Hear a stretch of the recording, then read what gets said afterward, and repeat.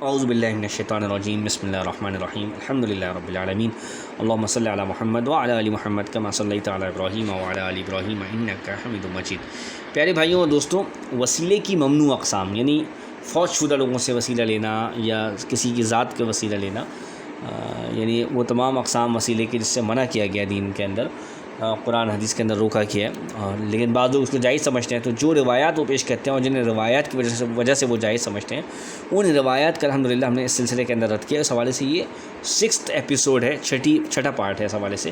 اور مزید یہ کہ میں اس ویڈیو کے اوپر بات کروں، پہلے میں آپ کو بتا دوں کہ ہمارے چینل کو حدیث ریسرچر کو ضرور جوائن کریں۔ انوز کے بی کے اوپر یہ آپ کو چینل مل جائے گا، حدیث ریسرچر، جہاں اسماء و رجال، جرح و تعدیل، اصول حدیث کو آپ سیکھ سکتے ہیں بڑی آسانی کے ساتھ، جو لوگ سیکھنا چاہتے ہیں۔ اس کے علاوہ جھوٹی روایات اگر آپ جاننا چاہتے ہیں، وہ جو جھوٹی روایات بیان کی جاتی ہیں ان کو جاننا چاہتے ہیں، تو آپ ہمارے چینل کو جوائن کریں۔ اس کے علاوہ اپنے دوستوں سے، اپنے پیاروں سے بھی شیئر کریں، تاکہ زیادہ سے زیادہ لوگوں کو یہ اویئرنیس ملے اور اس کو وہ سیکھیں اور سمجھیں۔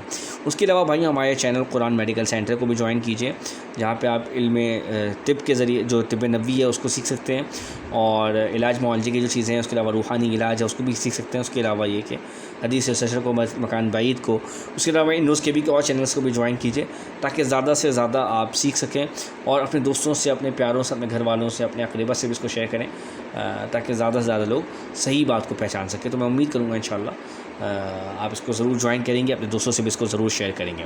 تو بھائیوں چلتے ہیں آج کے ٹاپک کی طرف، کہ وسیلے کی جو ممنوع قسم ہے، یعنی فوت شدہ لوگوں سے وسیلے کے متعلق جو روایت پیش کی جاتی ہیں ہم اس کا رد کر رہے تھے۔ تو اس حوالے سے بہت سی روایت کا ہم رد کر چکے ہیں، اور کچھ روایت کا رد ہم انشاءاللہ تعالیٰ اس ویڈیو کے اندر آپ کو بتا دیتے ہیں۔ تو بھائیوں اس روایت، ویسے تو میں آپ کو یہ بتا دوں کہ اس حوالے سے جتنی بھی روایت بیان کی جاتی ہیں، یعنی وہ روایت جس میں فوت شدہ لوگوں سے وسیلہ لینے کی بات کی گئی ہے، وہ تمام کے تمام منڈل اور جھوٹی روایات ہیں۔ بہرحال تو اب جو روایات بھی اس حوالے سے بیان کی جاتی ہیں وہ سب کی سب جھوٹی روایات ہیں، اس میں کوئی شک آپ کو نہیں ہونا چاہیے، بالکل کلیئر کٹ یہ بات ہے۔ بہرحال دوسری بات یہ ہے کہ ہم نے اس حوالے سے بہت ساری روایت الحمدللہ بیان کر بھی دی ہیں، تو اب ہم یہاں پر جو کچھ روایت بیان کریں گے اس کو بھی آپ دیکھیے اور اس پہ غور کریے، تو انشاءاللہ تعالیٰ آپ کو سمجھ میں آئے گا کہ جو اور روایات بھی اس حوالے سے بیان کی جاتی ہیں وہ سب کے سب جھوٹی روایت ہیں۔ تو بہت سی روایت ہم بیان کر چکے، اور کچھ روایت ہم الحمدللہ اس سلسلے کے اندر اس حوالے سے بیان کریں گے۔ تو اس حوالے سے بھائیوں ایک روایت حضرت ابو سعید خدری سے بیان کی جاتی ہے کہ رسول اسلام ایک مرتبہ نماز سے فارغ ہوئے اور انہوں نے یہ دعا کی کہ اے اللہ، میں آپ سے اس حق کے وسیلے سے مانگتا ہوں جو آپ پر سوال کرنے والوں کا ہے، ٹھیک ہے نا۔ یہ روایت مسند الدیلمی کے اندر ہے، اور کنز العمال وغیرہ کے اندر یہ روایت موجود ہے، ہندی کی کتاب کے اندر، ٹھیک ہے۔ اور یہ روایت جو ہے بھائیوں سخت ضعیف ہے، کمزور روایت ہے، کیونکہ اس کے اندر عمرو بن عطیہ اوفی ایک راوی ہیں جو کہ ضعیف راوی ہیں، ان کی کوئی توثیق نہیں ہے، آپ دیکھ سکتے ہیں، اور کوئی نہیں پہچانتا کہ نہیں مجہول راوی۔ اس کے علاوہ بخاری نے کہا کہ اس کی روایت منکر ہے، ٹھیک ہے نا۔ اور الضعفاء الکبیر للعقیلی، اگر آپ اس کو مجہول نہیں بھی مانتے تو جن لوگوں نے اس کے بارے میں کمنٹ کیا وہ بھی آپ دیکھ سکتے ہیں، کہ عقیلی الضعفاء الکبیر للعقیلی کی جو کتاب ہے اس کے اندر لکھا ہے کہ بخاری نے اس کی روایت کو منکر کہا۔ ابو زرع الرازی نے کہا اس کی روایت بالکل قوی نہیں ہے، جرح و تعدیل کے اندر۔ اب ہو سکتا ہے کہ یہ راوی کچھ لوگوں کے نزدیک مجہول ہو، اگر یہ مجہول راوی ہے تو ٹھیک ہے، کیونکہ کچھ لوگوں نے اس کو مجہول قرار دیا ہے، ٹھیک ہے۔ یہ بھی آپ اس کو دیکھیے گا اور سرچ کریے گا تو آپ کو انشاءاللہ تعالیٰ یہ چیز آپ کو مل جائے گی، اسماء و رجال، جرح و تعدیل، اور خاص طور پہ میں طالبین علم سے یہ بات کہہ رہا ہوں جو اصول حدیث کو سمجھتے ہیں۔ بہرحال اس کے علاوہ دارقطنی نے اس کو ضعیف قرار دیا، ٹھیک ہے، کتاب الضعفاء والمتروکین کے اندر۔ اب میں یہ بات اس لیے کر رہا ہوں کیونکہ دیکھیں اتنے سارے لوگوں نے جب اس کے بارے میں کہا ہے کہ یہ ضعیف راوی ہے، تو اس بات کا امکان یہاں پہ بہرحال کم ہو جاتا ہے کہ وہ ایک مجہول راوی ہے، کیونکہ مجہول راوی کے بارے میں زیادہ تر جرح کم ہی ہوتی ہے، کیونکہ جب اس ایک آدمی کے بارے میں علم ہو گیا تو وہ مجہول تو بہرحال نہیں ہوگا۔ مجہول سے مراد ہے کہ اس کے بارے میں علم ہوگا، پتہ ہوگا۔ البتہ مجہول کسی دوسرے معنی میں اس کو کہا جا سکتا ہے، تو ہو سکتا ہے یہ بھی ممکن ہو کہ اس کو مجہول کسی دوسرے معنی میں کہا گیا ہو، یعنی یہ کہ وہ بنڈل قسم کی روایت بیان کرنے میں بہت زیادہ مشہور ہو، اس معنی میں، یعنی کذاب کے معنی میں ہو سکتا ہے یہ معنی استعمال کیا گیا، واللہ اعلم۔ باقی آپ اس کو دیکھ سکتے ہیں، آپ کو انشاءاللہ تعالیٰ یہ بات مل جائے گی اگر اللہ نے چاہا تو۔ اور اس حوالے سے حافظ ہیثمی نے بھی اس روایت کو ضعیف کہا ہے، جیسا کہ مجموع الزوائد کے اندر یہ روایت موجود ہے، ٹھیک ہے۔ حافظ ہیثمی نے مجموع الزوائد کے اندر اس راوی کو ضعیف کہا ہے، عمرو بن عطیہ الاوفی وغیرہ جو راوی ہے اس کو ضعیف قرار دیا ہے، ٹھیک ہے۔ تو میں آپ سے یہی کہوں گا کہ آپ اس کے بارے میں دیکھیے گا کہ اس کو مجہول بھی کہا گیا ہے، جہاں تک مجھے یاد پڑتا ہے، اور باقی ہو سکتا ہے کہ یہاں پہ ہو سکتا ہے میں بھول رہا ہوں، اور تو اگر میں بھول رہا ہوں تو آپ اس کو ضرور تحقیق کر لیجیے گا. لیکن اگر ایسی بات نہیں بھی ہے تب بھی جو اس کے اوپر جرح کی گئی ہے وہ بھی اس کو ضعیف قرار دینے کے لیے کافی ہے، جو میں نے آپ کے سامنے بیان کر دی. تو جس سے پتہ چلتا ہے کہ یہ روایت بالکل ضعیف اور باطل ہے اور جھوٹ پر مبنی ہے. ٹھیک ہے، اور آپ دیکھ سکتے ہیں میں نے آپ کو اس کے سامنے اس حوالے سے دلائل بھی آپ کے سامنے بیان کر دیے ہیں. ٹھیک ہے، اس کے علاوہ بھائیوں ایک روایت بیان کی جاتی ہے جو حضرت ابن عمر سے ہے. وہ کہتے ہیں کہ رسول اللہ صلی اللہ علیہ وسلم نے فرمایا کہ حضرت یعقوب علیہ السلام نے اللہ تعالیٰ سے یہ دعا کی کہ اے ابراہیم علیہ السلام کے اللہ، میں آپ سے آپ کے خلیل ابراہیم علیہ السلام اور آپ کے ذبی حضرت اسحاق علیہ السلام کے وسیلے سے دعا کرتا ہوں، کہ حق کے وسیلے سے. تو یعنی انہوں نے وسیلے سے دعا کی، یعنی نبی علیہ السلام نے، یعنی حضرت یعقوب علیہ السلام نے. یہ روایت ہے تخریج احادیث الکشاف للذیلی کی کتاب کے اندر، اور یہ روایت بالکل باطل اور جھوٹی ہے. اور اس روایت کے اندر جو ہے بالکل کذاب راویوں نے اس کو روایت کیا ہے. اور ذیلی اور دارقطنی وغیرہ نے یہ لکھا ہے کہ یہ جھوٹی روایت ہے اور مردود ہے. یعنی جن لوگوں نے اس روایت کو بیان کیا اور جن کے حوالے سے بیان کی جاتی ہے انہوں نے خود اس کو مردود لکھا، اور خود تخریج الاحادیث الکشاف وغیرہ کے اندر آپ دیکھ سکتے ہیں اس کو انہوں نے لکھا کہ یہ ایک مردود راوی ہے. اس کے علاوہ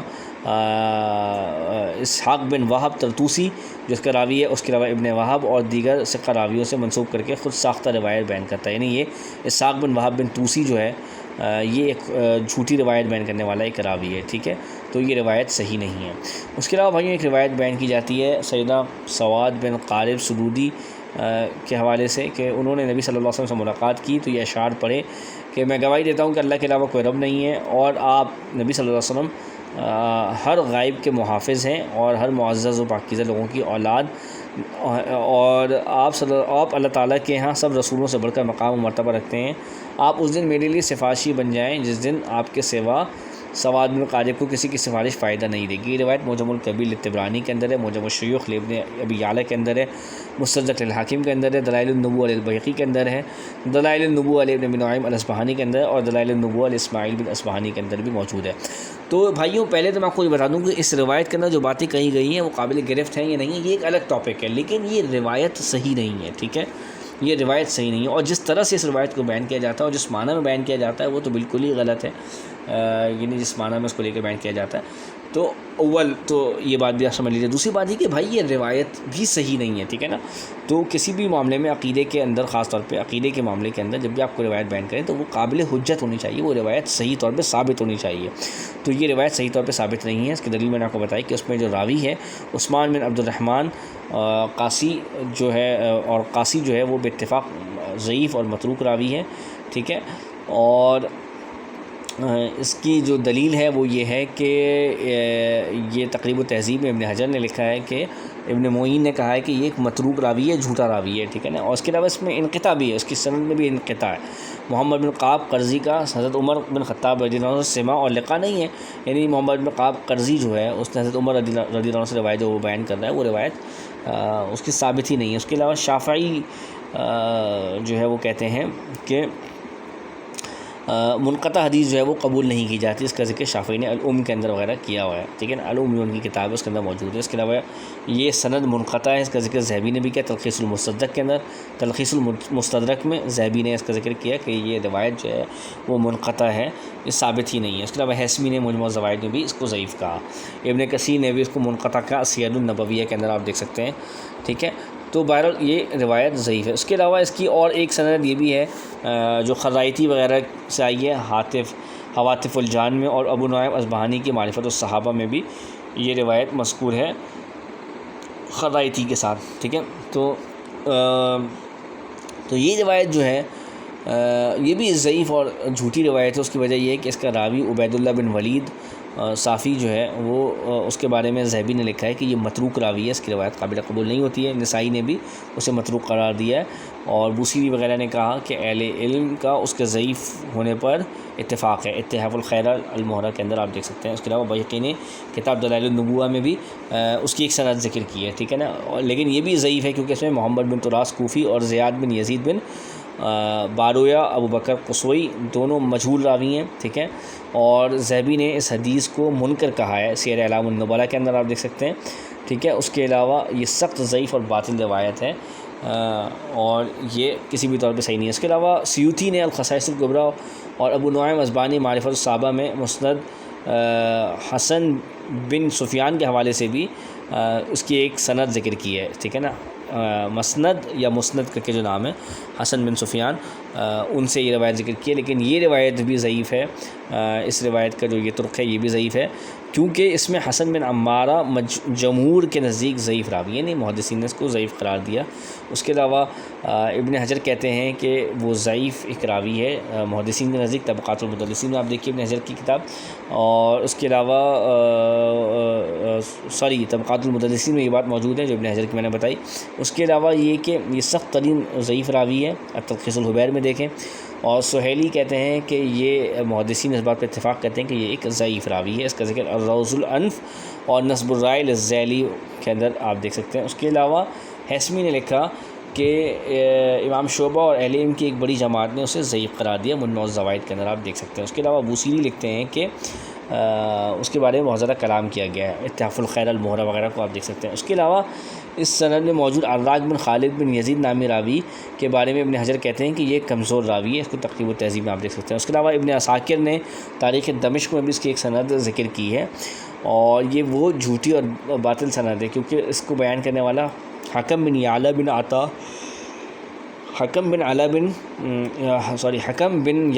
عطا رعینی راوی ہے، جو متروک اور ضعیف راوی ہے، ٹھیک ہے، جو کہ ابن عساکر نے اس کا ذکر کیا۔ اس کے علاوہ ایک روایت ابن کثیر نے بھی اس کا ذکر کیا سیر النبویہ میں، اس کی ایک سند نقل کیا، اور وہ بھی خود ساختہ ہے، کیونکہ اس کو محمد بن صاحب الکلبی نے گھڑا ہے، جو بالکل ایک من گھڑت راوی ہے۔ اس کے بارے میں ایک ویڈیو بھی بنا چکا ہوں۔ اس کے علاوہ سیوطی نے الخصائص الکبریٰ کے اندر ابن شاہین کے حوالے سے اس کی ایک سند کیا، وہ بھی ایک انتہائی جھوٹی ہے، کیونکہ اس کی سند، اس کے علاوہ اس کو علا بن یزید نامی ایک راوی نے تراشا ہے، جو کہ منکر الحدیث ہے، آپ اس کو دیکھ سکتے ہیں، محدثین نے اس کو منکر قرار دیا، جھوٹا قرار دیا، تو وہ ایک متروک راوی۔ اس کے علاوہ بھائیوں ایک روایت اس طرح سے بیان کی جاتی ہے حضرت برہ بن عازب سے، کہ وہ کہتے ہیں کہ میں حضرت علی رضی اللہ عنہ سے میں نے کہا کہ اے امیر المومنین، میں اللہ اس کے رسول کے واسطے سے آپ سے کہتا ہوں کہ مجھے وہ سب سے بڑی چیز دے دیجیے جو رسول السلام نے صرف آپ کو اور جبریل علیہ السلام نے اللہ کی طرف سے صرف رسول علیہ السلام کو دی ہے۔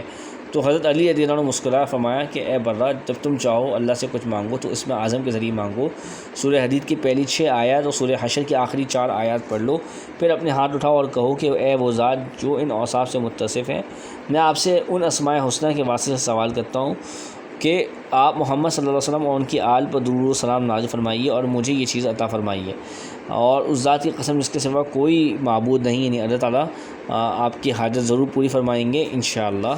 یہ بات حضرت علی رضی اللہ عنہ نے فرمائی، جو کہ اس روایت کے اندر موجود ہے۔ یہ ابن النجار اس کو روایت کرتے ہیں بحوالہ کنز العمال ہندی کی کتاب کے اندر، ٹھیک ہے، لیکن بھائی یہ جھوٹی روایت ہے، کیونکہ اس کا جو راوی ہے عمر بن ثابت بن ہرمز، یہ متروک اور کذاب راوی ہے، اس کو آپ دیکھ سکتے ہیں۔ اس کے علاوہ سیوطی نے اس کی سند کو ضعیف قرار دیا، الدرر المنصور کے اندر آپ دیکھ سکتے ہیں۔ اس کے علاوہ اس کی سند ابو علی عبد الرحمن بن محمد بن احمد بن فضالہ نیشابوری کے حوالے سے آئی ہے فوائد کے اندر، یہ بھی ایک جھوٹی روایت ہے، ٹھیک ہے، فوائد میں بھی آئی ہے، اور یہ بھی جھوٹی سند ہے، جو درجہ افراد میں سے کسی ایک نے روایت کیا، جیسے رافع بن عبداللہ فقی یا احمد بن محمد بن یونس یا معروف بن موسیٰ، جن کی توثیق نہیں ہے، اور عبدالعزیز بن ہیلا، جس کا کتب جرح و تعدیل میں ذکر تک نہیں ہے، ٹھیک ہے، سوچیے آپ، اور صاحب کتاب ابو علی عبد الرحمن بن محمد بن احمد بن فضلہ خود رافضی کی روایت ہے، ٹھیک ہے نا۔ تو اب یہ بھی آپ کو پتہ ہوگا کہ اصول حدیث کے اندر جب ایک رافضی کو روایت کرتا ہے تو اس کی روایت روافظ کے بارے میں معتبر نہیں ہوتی، جو روافظ کے حق میں ہوتی ہے، یا سب کو پتہ ہے، اصول حدیث جاننے والوں کو، اسماء و رجال اور جرح و تعدیل کو جاننے والے سب اچھی طرح جانتے ہوں گے الحمدللہ۔ تو بھائی خلاصہ یہی کہ یہ روایت بھی باطل اور بنڈل روایت ہے۔ بہرحال اس کے علاوہ ایک اور روایت بیان کی جاتی ہے حضرت عبداللہ بن مسعود سے، جو کہ المستدرک للحاکم، الشریع للآجری، دلائل النبوہ للبیہقی کے اندر موجود ہے۔ یہ روایت یہ ہے کہ خیبر کے یہود کا بنو غطفان سے لڑائی تھی، جب بھی میدان سجتا تو یہود جو ہے وہ شکست کھا جاتے، آخر یہود نے اس دعا کے ذریعے پناہ پکڑی کہ اللہ ہم آپ سے نبی محمد صلی اللہ علیہ وسلم کے وسیلے سے سوال کرتے ہیں، ٹھیک ہے۔ بہرحال تو انہوں نے اس طرح سے دعا کی، اور پھر جو ہے یہ سارا واقعہ اس کے حوالے سے درج ہے۔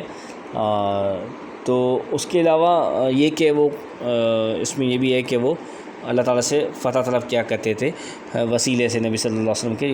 تو آیت کے بھی غلط ترجمہ اس روایت سے کرتے ہیں بعض لوگ.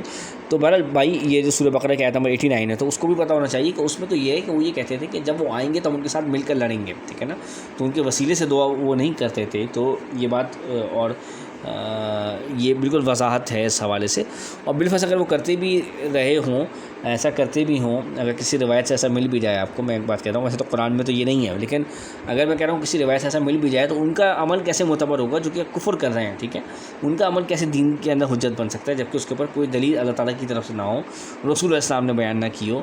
تو یہ بالکل واضح ہے یہ بات. بہرحال تو اب یہ جو روایت ہے جو بیان کرتے ہیں لوگ کہ یہودیوں نے نبی صلی اللہ علیہ وسلم کے وسیلے سے دعا کی, تو یہ تو ایک طریقے سے بڑے واضح اصولوں کے خلاف ہے قرآن کی, کیونکہ قرآن میں وضاحت کے ساتھ موجود ہے کہ یہودی تو سب سے زیادہ نفرت کرتے ہیں مسلمانوں سے. جو مشرکین ہیں اور یہودی, لَتَجِدَنَّ أَشَدَّ النَّاسِ عَدَاوَةً لِلَّذِينَ آمَنُوا الْيَهُودَ وَالَّذِينَ أَشْرَكُوا, کہ یہودی اور مشرکین ہیں اہل ایمان سے سب سے زیادہ عداوت اور دشمنی رکھتے ہیں. تو یہ کیسے ممکن ہے کہ وہ نبی صلی اللہ علیہ وسلم کے متعلق کوئی اچھی بات کریں, نعوذ باللہ. یہ ان سے تو خیر کی امید رکھنا بڑی ہی عبث بات ہے, تو وہ تو نہیں کرتے ہیں ایسی بات. بہرحال یہ روایت جو ہے جو منسوب ہے, یہ روایت ایک جھوٹی روایت بھی ہے, ٹھیک ہے نا. یہ ساری باتیں تو اپنی جگہ پر ہیں جو میں نے آپ کو ایکسپلینیشن دی, لیکن اس کے علاوہ یہ کہ یہ روایت جھوٹی ہے کیونکہ کذاب اور متہم راوی نے اس کو روایت کیا ہے, ٹھیک ہے. کیونکہ اس کی سند میں عبد الملک بن ہارون بن عنترہ راوی موجود ہے جو کہ کذاب ہے. اس کے علاوہ اس کے ضعیف ہونے پر محدثین کا اتفاق ہے. اس کو آپ حسمی کا حوالہ دے کر آپ پڑھ سکتے ہیں مجموع الزوائد میں. اور یحییٰ بن معین نے بھی اس کو کذاب کہا, تاریخ ابن معین بھی روایت دوری کے اندر آپ دیکھ سکتے ہیں. جوزجانی نے اس راوی کو دجال اور کذاب قرار دیا, احوال الرجال کے اندر آپ دیکھ سکتے ہیں جوزجانی کا یہ قول. اس کے علاوہ بخاری نے اس کو منکر الحدیث کہا, تاریخ الکبیر میں آپ دیکھیں. احمد بن حنبل نے اس کو ضعیف الحدیث کہا. اس کے لیے آپ العلل و معرفت الرجال دیکھیں. ابو حاتم الرازی نے بھی اس کو جھوٹا قرار دیا. الجرح و التعدیل نے بھی حاتم آپ دیکھیں. نسائی نے بھی اسے متروک الحدیث کا, کتاب الضعفاء والمتروکین میں آپ دیکھ سکتے ہیں. اور اس کے علاوہ ابن حبان کہتے ہیں کتاب المجروحین میں کہ یہ راوی جو ہے جھوٹی روایت کرنے والا آدمی تھا. تو خلاصہ یہ کہ یہ ایک من گھڑت راوی ہے, اس کی روایت معتبر نہیں ہے. اس کے علاوہ ایک روایت بھائیوں یہ بیان کی جاتی ہے کہ صفیہ بنت عبد المطلب رضی اللہ عنہ بیان کرتی ہیں کہ رسول علیہ السلام کی وفات پر یہ مرثیہ پڑھا, یعنی صفیہ بنت عبد المطلب نے نبی صلی اللہ علیہ وسلم کی وفات کے وقت یہ کلمات پڑھے کہ اے اللہ کے رسول, آپ ہماری امید تھے, آپ ہم سے اچھا سلوک کرتے تھے, سختی اور زیادتی نہیں کرتے تھے. یہ المعجم الکبیر للطبرانی کے اندر موجود ہے. یعنی انہوں نے نبی صلی اللہ علیہ وسلم کو ایک طرح سے مخاطب کیا ان کے دنیا سے فوت ہونے کے بعد, یعنی جب وہ فوت ہو گئے, جو کہ اللہ تعالیٰ کی طرف سے ایک حکم ہے اللہ تعالیٰ کا, کل نفس ذائقۃ الموت. اور حضرت ابوبکر صدیق رضی اللہ عنہ نے بتایا, قرآن میں آیات بھی ہیں انک میت و انہم میتون, ٹھیک ہے. تو اب انہوں نے یہ بات کہی نبی صلی اللہ علیہ وسلم سے, جبکہ نبی صلی اللہ علیہ وسلم جو ہے وہ ان کی وفات اس وقت ہو چکی تھی. تو یہ روایت اس طرح سے بیان کی جاتی ہے. تو اس روایت کی کیا حقیقت ہے بھائیوں؟ تو یہ روایت کے بارے میں آپ کو پتہ ہونا چاہیے کہ روایت صحیح نہیں ہے, بالکل بنڈل اور جھوٹی روایت ہے. کیونکہ یہ ایک ضعیف روایت ہے کیونکہ اس کو عبداللہ بن لہیعہ ایک راوی نے ذکر کیا ہے جو کہ ایک ضعیف اور مدلس راوی ہے, اور مختلط بھی ہے. یعنی مدلس بھی ہے, یعنی سما کی تصحیح نہیں کرتا, کس سے سن رہا یہ بھی نہیں بتاتا, اور مختلط بھی ہے. اس کے حافظے کے اندر بھی کمزوری پیدا ہو گئی تھی, اختلاط بھی اس کے اندر پیدا ہو گیا تھا, ٹھیک ہے. حافظے کے اندر یہ جو بھی جس وجہ سے بھی مختلط ہو, بہرحال مختلط بھی ہے جو کہ موجود ہے. آپ اسماء الرجال وغیرہ اور اصول حدیث میں آپ دیکھ سکتے ہیں, جرح و تعدیل وغیرہ کی کتابوں میں آپ کو یہ بات اچھی طرح مل جائے گی. اس کے علاوہ ابن عبد البر کہتے ہیں ابن لہیعہ کے بارے میں کہ اس کی حدیث قبول نہیں کی جاتی ہے. اس کا ذکر تمہید میں کیا ہے ابن عبد البر نے. اس کے علاوہ نووی کہتے ہیں ابن لہیعہ حافظے کی خرابی کی بنا پہ اتفاق ضعیف ہے, ٹھیک ہے نا. اچھا وہی بات آگے جو میں نے آپ کو بتایا تھا, یعنی اس کی روایت ضعیف ہے, ٹھیک ہے. یعنی ابن لہیعہ کی خلاصۃ الاحکام کے اندر آپ دیکھیں, نووی کی کتاب کے اندر. اس کے علاوہ حسمی نے کہا کہ اکثر اہل علم نے اس کو ضعیف قرار دیا, یعنی ابن لہیعہ کو. اس کا ذکر حسمی نے مجموع الزوائد کے اندر کیا. تو خلاصہ یہ ہے کہ بھائیوں ایک ضعیف راوی ہے, اس کی روایات معتبر نہیں ہیں, ٹھیک ہے. اور اس کی ایک سند جو ہے کتاب المجالسہ و جواہر العلم میں بھی آئی ہے, احمد بن مروان دینوری کی کتاب کے اندر, یعنی المجالسہ و جواہر العلم کے اندر. تو یہ سند بھی باطل ہے کیونکہ خود صاحب کتاب جو ہے احمد بن مروان دینوری المتکلم فی ہیں، ٹھیک ہے نا، ان کے اوپر کلام کیا گیا. اس کے استاذ عامر بن عبداللہ زبیری کی توثیق بھی نہیں ملی، اور اس کے راوی مصعب بن ثابت کو محدثین نے ضعیف قرار دیا. آپ دیکھ سکتے ہیں احمد بن حنبل، یحییٰ بن معین، ابو حاتم، ابو زرع رازی، نسائی وغیرہ، حافظ بن سعد، جوزجانی، دارقطنی، انہوں نے سب نے اس کو ضعیف کہا. ابن حجر کہتے ہیں وہ لین الحدیث ہے، تقریب التہذیب میں آپ دیکھ سکتے ہیں، یعنی جو اس کتاب کا راوی اور اس کی جو روات ہیں وہ آپ ان کے بارے میں دیکھ سکتے ہیں. تو روات کے بارے میں جو کلام ہے. اور ذہبی نے کہا کہ یہ اپنی غلطیوں کی بنا پر کمزور راوی ہے، اس کا ذکر الکاشف میں موجود ہے، اور یہ ذہبی نے کمنٹ کیا. تو خلاصہ یہ کہ یہ روایت بھی اس حوالے سے ضعیف ہے، ٹھیک ہے، یعنی جو فوت شدہ لوگوں سے وسیلے کے متعلق پیش کی جاتی ہے. اس کے علاوہ ایک روایت یہ بھی پیش کی جاتی ہے کہ کعب بن احبار سے روایت ہے کہ بنی اسرائیل پر جب قحط پڑ گیا تو انہوں نے اپنے نبی کے گھر والوں کے وسیلے سے دعا طلب کی، ٹھیک ہے. اس کا ذکر عمدۃ القاری میں عینی حنفی نے کیا ہے، ٹھیک ہے.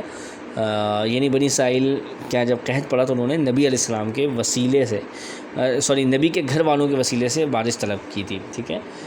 یہ بات موجود ہے. تو پہلی بات تو یہاں پر یہ جان لیجیے کہ بھائی اگر بنی اسرائیل نے ایسا کچھ کیا بھی ہے تو بنی اسرائیل کا عمل کہاں سے حجت ہو گیا؟ کوئی نعوذ باللہ بنی اسرائیل کے اندر جو لوگ کر رہے تھے وہ کون سی حجت ہے دین کے اندر بات، جب تک کہ وہ کسی دلیل سے نہ ہو، قرآن حدیث سے ثابت نہ ہو، اللہ کی کتاب سے ثابت نہ ہو، ٹھیک ہے. تو یہ تو بالکل واضح ہونی چاہیے بات. بہرحال اس کے علاوہ یہ کہ یہ روایت پر بات بھی خیر اس وقت ہو جب پہلے یہ روایت صحیح ہو، تو یہ روایت بھی صحیح نہیں ہے، بلکہ بالکل جھوٹی روایت ہے، بالکل ہی من گھڑت روایت ہے، ٹھیک ہے.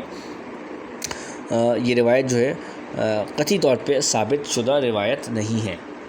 تو بھائیو پھر یہ کہ آپ غور گیری کہ اس روایت پہ کیا کلام کیا جائے کہ اس کی کوئی سند ہی ذکر نہیں کی گئی کہ کون روایت کر رہا ہے، کہاں سے روایت کر رہا ہے، کچھ اتا پتہ نہیں ہے بھائی. تو رحمان الحفیظ اس طرح کی روایات یہ لوگ بیان کرتے ہیں. اس کے علاوہ بھائیوں ایک روایت بیان کی جاتی ہے، کعب بن مات احبار تابعی سے روایت ہے کہ تو ایک روایت بڑی طویل روایت ہے، اور نبی صلی اللہ علیہ وسلم کا نور جب عبد المطلب کے پاس آیا، اور روایت کون بیان کہہ رہا ہے؟ کعب بن مات احبار تابعی، ٹھیک ہے، جو منسوب ہے بات، ٹھیک ہے. ابھی ہم اس کی سند پہ بات کرتے ہیں، لیکن روایت کچھ ایسے ہیں کہ جو انہوں نے بیان کیا کہ جب رسول اللہ صلی اللہ علیہ وسلم نے کا نور جب عبد المطلب کے پاس آیا تو عمر بلغت کو پہنچ گئے، یعنی بالغ ہو گئے. اور ایک دن حتیم میں وہ سوئے ہوئے تھے، جب وہ بیدار ہوئے تھے انہوں نے آنکھوں میں سرما اور سر میں تیل لگا ہوا پایا، تو ان کا جو وہ خوبصورتی جو ہے وہ بہت حیران ہوئے اس پر. اور یہ سب ان کو ساتھ کس نے کیا؟ ان کے والد نے انہیں ہاتھ سے پکڑا اور قریش کے کاہنوں کے پاس لے گیا اور ساری بات سنائی. کاہنوں نے کہا تمہارے علم میں یہ بات ہونی چاہیے کہ آسمانوں کے الہ نے اس لڑکوں کو شادی کی اجازت دے دی ہے، اور ان کے والد نے ان کی شادی قیلہ سے کی، ٹھیک ہے نا، قیلہ یا قیلہ جو بھی نام ہو اس کا صحیح پروننسیشن آپ دیکھ سکتے ہیں. اور اس کے بطن سے اس کے پیٹ سے حارث پیدا ہوا، اور قیلہ فوت ہو گئی. پھر ایک قیلہ کے بعد ان کی شادی ہند بنت عمرو سے ہوئی. جناب عبد المطلب سے کستوری کی بہت تیز اور عمدہ خوشبو آتی تھی، تو اللہ کے رسول صلی اللہ علیہ وسلم کا نور ان کی پیشانی میں چمکتا تھا. قریش جب قحط سالی مبتلا ہوئے تو حضرت عبد المطلب کا ہاتھ پکڑ کر سبیر پہاڑ کی طرف لے جاتے تھے. یعنی قریش جب قحط سالی مبتلا ہوتے تو حضرت عبد المطلب کو ہاتھ پکڑ کے سبیر کے پہاڑ کی طرف لے جاتے تھے، اور اللہ تعالیٰ کے دربار میں انہیں وسیلہ بناتے تھے اور بارش طلب کرتے تھے. چنانچہ اللہ تعالیٰ محمد صلی اللہ علیہ وسلم کے نور کی برکت سے انہیں بہت زیادہ بارش عطا فرماتے تھے. یہ بات ہے المواہب اللدنیہ القسطلانی کے اندر، اور سمت النجوم عبداللہ الملک بن حسن بن العصافی کے اندر. تو بھائی اس روایت کے اندر بہت ساری ایسی باتیں ہیں جو کہ قابل گرفت ہو سکتی ہیں شرعی اعتبار سے، لیکن یہاں پہ فوت شدہ لوگوں سے وسیلہ کا کوئی ذکر نہیں ہے، بلکہ یہاں پہ تو زندہ آدمی سے دعا کروائی جا رہی ہے. تو کہ ایک جائز بات ہے، زندہ آدمی سے دعا کروانے کو تو کوئی مسلمان بھی ناجائز نہیں کہتا. تو اس کو فوت شدہ لوگوں سے وسیلے کی دلیل بنا کر جو لوگ پیش کرتے ہیں وہ کتنی من گھڑت قسم کی باتیں کرتے ہیں، کتنا بیوقوف بنانے کی لوگوں کو کوشش کرتے ہیں. بھائی اس میں تو کوئی ایسی بات ہی نہیں ہے، ٹھیک ہے. بہرحال یہ تو ایک تبصرہ ہے اس حوالے سے. دوسری بات یہ کہ یہ روایت جو ہے بالکل من گھڑت اور جھوٹی ہے، اس کی سند ہی باطل ہے، ٹھیک ہے نا. کعب احبار تابعی ہیں، وہ نبی صلی اللہ علیہ وسلم کی ولادت سے قبل کا واقعہ بیان کر رہے ہیں. اس وقت تک تو نبی صلی اللہ علیہ وسلم کے والد بھی پیدا نہیں ہوئے تھے، ٹھیک ہے نا، جو واقعہ یہ بیان کر رہے ہیں، ٹھیک ہے، یعنی ان کے دادا کا واقعہ بیان کر رہے ہیں، ٹھیک ہے نا. کعب احبار اور جناب عبد المطلب میں صدیوں کا فاصلہ ہے، یعنی جو تابعی ہیں اور حضرت عبد المطلب ہیں ان کے درمیان صدیوں کا فاصلہ ہے، تو لہٰذا سند میں سخت انقطاع ہے. اب یعنی وہ جو راوی جو روایت بیان کر رہے ہیں اس کے اندر سخت انقطاع. اور پھر دوسری بات یہ کہ یہ بھی کوئی نہیں ہے کہ وہ راوی جو اس روایت کو بیان کریں اس روایت کو وہ صحیح نہیں بول رہے ہیں. انہوں نے کہیں یہ بات نہیں کہ انہوں نے اس کو روایت کو صحیح کہا, بلکہ بعض اوقات باعتبار تعجب بھی لوگ روایت کو بیان کرتے ہیں کہ بھائی یہ دیکھو اس طرح کی روایت بھی بیان کرتے ہیں لوگ, تو وہ اس لیے بھی روایت بیان کی جاتی ہے. جیسا کہ میں نے آپ کو بتایا بھی تھا پچھلی ایپیسوڈس کے اندر, اگر آپ نے سنا ہو تو محدثین نے یہ بات بتائی ہے کہ بھائی وہ اس لیے ایسا کہتے ہیں کہ یہ روایت ذکر کرتے ہیں تاکہ ان کو پتہ, تاکہ لوگوں کو پتہ چل جائے کہ بھائی ان کو پتہ ہے کہ وہ روایت جانتے ہیں. ٹھیک ہے, اس کے علاوہ یہ کہ وہ تعجب کے لیے بھی ذکر کرتے ہیں, یعنی دیکھو اس طرح کی باتیں بھی لوگ کرتے ہیں, یعنی دیکھو یہ بھی ایسی بھی روایت ہے. بہرحال, اور پھر دوسری بات یہ ہے کہ عمرو بن شرحیل انصاری اس روایت کے اندر ہیں جو کہ ایک مجہول حال راوی ہیں. ابن حبان کے علاوہ کسی نے ان کی توثیق نہیں کی, اور ابن حجر نے کہا کہ وہ مقبول راوی ہے تقریب التہذیب کے اندر. لیکن ابو بکر بن عبداللہ بن ابو مریم راوی جمہور محدثین کے نام کے نزدیک جو ہے وہ ضعیف اور مختلط ہے, یعنی ضعیف بھی اور مختلط بھی ہے. اور احمد بن حنبل نے کہا کہ یہ ضعیف راوی ہے. اس کا ذکر اجراء والتعدیل ابن ابی حاتم کے اندر ہے, علل و معرفت الرجال کے اندر ہے. اس کے علاوہ ابو زرع الرازی نے بھی ضعیف الحدیث اور منکر الحدیث قرار دیا ہے اس کو اجراء والتعدیل کے اندر. اس کے علاوہ ابو حاتم رازی وغیرہ نے اس کی حدیث کہا ہے کہ اس کی حدیث جو ہے وہ ضعیف ہوتی ہے اس راوی کے بارے میں. ٹھیک ہے, اور ٹھیک ہے, یحییٰ بن معین نے بھی اسے ضعیف قرار دیا. تو بہرحال یہ خلاصہ یہ کہ یہ روایت ضعیف ہے, یہ صحیح نہیں ہے. ٹھیک ہے. اچھا, اب بات یہ کہیں گے کہ یحییٰ بن معین نے اس کو ثقہ بھی کہا ہے, راوی کو ایک جگہ پہ ثقہ بھی کہا ہے, سوالات ابن الجنید وغیرہ کے اندر. ٹھیک ہے نا. تو سوال یہ پیدا ہوتا ہے کہ یحییٰ بن معین سے کیا غلطی نہیں ہو سکتی اگر انہوں نے ایسی بات لکھ بھی دی ہے, کیونکہ جب سارے محدثین نے اس کو وضاحت کر دی اور خود انہوں نے بھی وضاحت کر دی تو یہ بات ثابت ہو جاتی ہے. ٹھیک ہے, تو کہیں پہ لکھنے کی ٹائپنگ ایرر بھی ہو سکتا ہے, اس طرح کی مسٹیک بھی ہو سکتی ہے. اور یہ بھی ممکن ہے کہ انہوں نے ثقہ کسی اور معنی کے اعتبار سے کہا ہو کہ کچھ اس کی جو روایت ہیں, کچھ خاص طرح کی جو روایت ہیں وہ صحیح ہیں, یعنی عمومی روایت تو صحیح نہیں ہے لیکن کچھ خاص طرح کی روایت اس کے صحیح ہیں, اس کچھ شرائط کے ساتھ اس کی روایت صحیح ہیں. تو یہ بات ہو سکتی ہے انہوں نے اس طرح کی کوئی بات کی ہو, واللہ اعلم. بہرحال خلاصہ یہ ہے کہ محدثین نے اس روایت کو ضعیف قرار دی کہ ایک بالکل بنڈل روایت ہے اور جھوٹ پر مبنی ہے, اس کو صحیح نہیں کہا جا سکتا. ٹھیک ہے.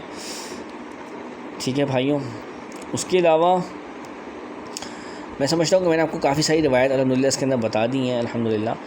اور اس حوالے سے ایک اور روایت جو ہے وہ بیان کی جاتی ہے کہ سمرقند میں ایک سال قحط پڑا تو لوگوں نے بہت دفعہ بارش طلب کی, یعنی دعا کی بارش کے لیے, لیکن بارش نہیں ہوئی. تو ایک نیک آدمی تھا جس میں ورع و تقویٰ مشہور تھا, وہ قاضی سمرقند کے پاس آیا اور کہنے لگا کہ میرے ذہن میں ایک ترکیب آئی ہے, وہ آپ کے سامنے پیش کروں گا. قاضی نے کہا وہ ترکیب کیا ہے؟ تو اس نے کہا میرا خیال ہے کہ آپ اور تمام لوگ محمد بن اسماعیل بخاری کی قبر کے پاس جا کر بارش کی دعا کریں, ہو سکتا ہے کہ اللہ تعالیٰ ہمیں بارش عطا فرمائے. ٹھیک ہے. تو ان کی بات سن کر وہ یعنی قبر پر گئے, یعنی محمد بن اسماعیل البخاری کی. ٹھیک ہے. اور انہوں نے ان کو وسیلہ پیش کیا تو بہت زیادہ بارش ہوئی, اور بارش کی وجہ سے لوگوں کا یعنی راستہ بھی تنگ ہو گیا اور وہیں پہ ٹھہرے رہے. بہرحال تو یہ روایت بیان کی جاتی ہے, اور اس کا ذکر الصلہ فی تاریخ الائمۃ الاندلس کے اندر ابن بشکوال نے روایت کیا ہے. ٹھیک ہے بھائیوں. تو اب سوال یہ پیدا ہوتا ہے بھائیوں, اب ضرور سوچئے کہ اگر یہ روایت صحیح ہے بھی, ٹھیک ہے, تو یہ حجت کیسے ہو سکتا ہے؟ کیونکہ یہ 5ویں صدی کے لوگ ہیں, 6ٹھی صدی کے لوگ ہیں. یہ اگر کچھ کر بھی رہے ہیں تو ان کی بات کہاں سے دین میں حجت ہو گئی؟ نہ یہ قرآن حدیث کی کوئی بات ہے, نہ صحابہ تابعین طب تابعین کی کوئی بات ہے جن کی پیروی کی بات کی گئی ہے, جن کی پیروی کا حکم ہمیں دیا گیا دین میں. تو ان کا تو کوئی ذکر تک نہیں ہے اس کے اندر. ان کے بعد آنے والے اور بہت بعد میں آنے والے لوگوں نے اس طرح کا کام کیا جس کا ذکر کتاب کے اندر ہے. تو اول تو یہ کہ اس کی سند پہ کلام کیا جا سکتا ہے, لیکن اگر یہ روایت آپ صحیح مانتے بھی ہیں تو بھائی اگر صحیح ہے بھی تو یہ حجت کیسے ہوگی؟ اس سے فوج شدہ لوگوں سے وسیلہ لینا ثابت کیسے ہوگا؟ تو وہ لوگ ہیں جو 5ویں صدی کے لوگ ہیں, یہ کوئی وہ لوگ تھوڑی ہیں دین میں حجت ہوں. ٹھیک ہے نا. تو یہ تمام باتیں ہیں بھائیوں اس حوالے سے. تو میں امید کروں گا انشاءاللہ کہ سمجھنے والوں کے لیے یہاں تک اتنی بات کافی ہوگی. مزید ویڈیوز کے لیے یوٹیوب پہ ہمارے چینل حدیث ریسرچر کو ضرور جوائن کریں, اپنے دوستوں سے, اپنے پیاروں سے, اپنے اقربا سے اس کو ضرور شیئر کریں, اور تاکہ آپ کو اچھی ویڈیوز ملتی رہیں. اور اس کے علاوہ یہ کہ زیادہ سے زیادہ لوگوں کو سیکھنے کا موقع ملے, اور جو سیکھنے والے ہیں ان کو اچھی اور صحیح اور اوتھینٹک نالج ملے انشاءاللہ تعالیٰ. اللہ تعالیٰ کی رحمت سے, اور توفیق صرف اور صرف اللہ تعالیٰ کی طرف سے ہی مل سکتی ہے. تو میں امید کروں گا انشاءاللہ اس حوالے سے کہ یہاں تک اتنی بات کافی ہوگی. مزید ویڈیوز کے لیے یوٹیوب پہ ہمارے چینل مزید ویڈیوز کے لیے یوٹیوب پہ ہمارے چینل حدیث ریسرچر کو ضرور جوائن کریں، ان نوز کے بھی کہ جتنے بھی چینلز ہیں ان کو بھی جوائن کریں۔ جزاک اللہ خیر، السلام علیکم ورحمۃ اللہ۔